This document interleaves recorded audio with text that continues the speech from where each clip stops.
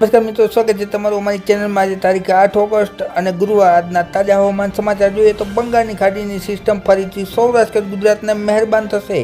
કયા વિસ્તારમાં પડશે ભારે વરસાદ, પૂર વરસાદ એ જાણવા માટે વિડીયો પૂરો જોવા વિનંતી।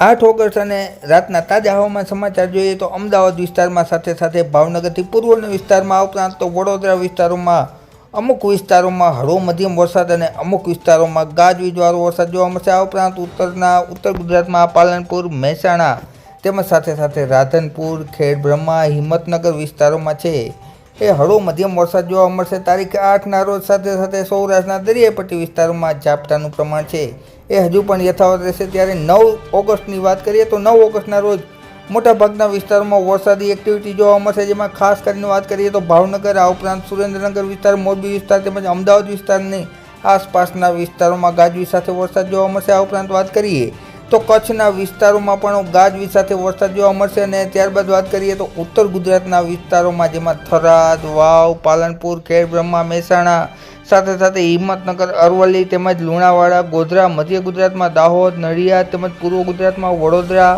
આણંદ, ભરૂચ તેમજ દક્ષિણ ગુજરાતમાં સુરત, વલસાડ, નવસારી, વાપી, સેલવાસ તેમજ સાથે સાથે સૌરાષ્ટ્રના દરિયાઈ પટ્ટીના વિસ્તારોમાં જેમ કે મહુવા, ઉના, આ ઉપરાંત રાજુલા, તુલસીશ્યામ, કોડીનાર, વેરાવળ, માંગરોળ તેમજ કેશોદ, જૂનાગઢ, કુતિયાણા, ઉપલેટા, જેતપુર, ગોંડલ, સાપર, વેરાવળ, રાજકોટ તેમજ ધોરાજી વિસ્તારમાં લાલપુર, ભાણવડ, આ ઉપરાંત વાત કરીએ ખંભાળિયા, જામનગરના વિસ્તારોમાં હળવો મધ્યમ અને સાથે સાથે 9 તારીખના રોજ ઝાપટા જોવા મળશે મિત્રો। ત્યારબાદ આપણે વાત કરીશું તારીખ 10ની તો 10 તારીખ દરમિયાન પણ વરસાદી એક્ટિવિટી જોવા મળશે, જેમાં મોટે ભાગે વરસાદી એક્ટિવિટી છે એ ઉત્તર ગુજરાતના વિસ્તારોમાં જોવા મળશે, જેમાં મહેસાણા, અમદાવાદ, ગાંધીનગર, કલોલ વિસ્તારોમાં છે, નડિયાદ, ધોળકા તેમજ સાથે સાથે લુણાવાડા, આ ઉપરાંત વાત કરીએ વિરમગામ આસપાસના વિસ્તારોમાં તેમજ સુરેન્દ્રનગર, નળ સરોવર આસપાસના વિસ્તારોમાં ગાજવીજ સાથે વરસાદ જોવા મળશે। સાથે સાથે વાત કરીએ તો પૂર્વ ગુજરાતના વિસ્તારોમાં જેમ કે ખાસ કરીને દાહોદ વિસ્તારોમાં છે ગાજવીજવાળો વરસાદ, મધ્યપ્રદેશ બોર્ડર આસપાસ છે એ જોવા મળશે મિત્રો। ત્યારબાદ વાત કરીએ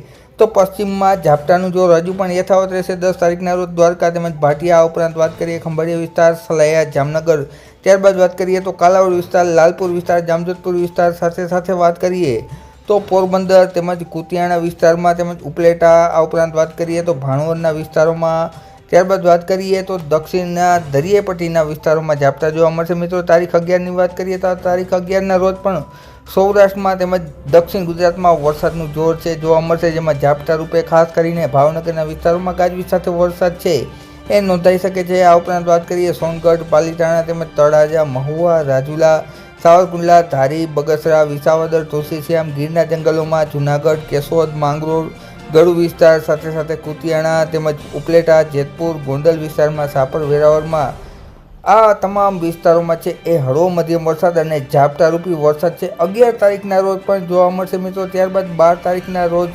ફરીથી વરસાદનું જોર થોડું ઓછું થશે, પરંતુ 12 તારીખ બાદ કેવું રહેશે વાતાવરણ એ બાબતે અમે આગળના વિડીયોમાં માહિતી આપતા રહીશું, માટે અમારી ચેનલ સાથે સંકળાયેલા રહેજો મિત્રો। વિડીયો જોવા બદલ ખૂબ ખૂબ આભાર।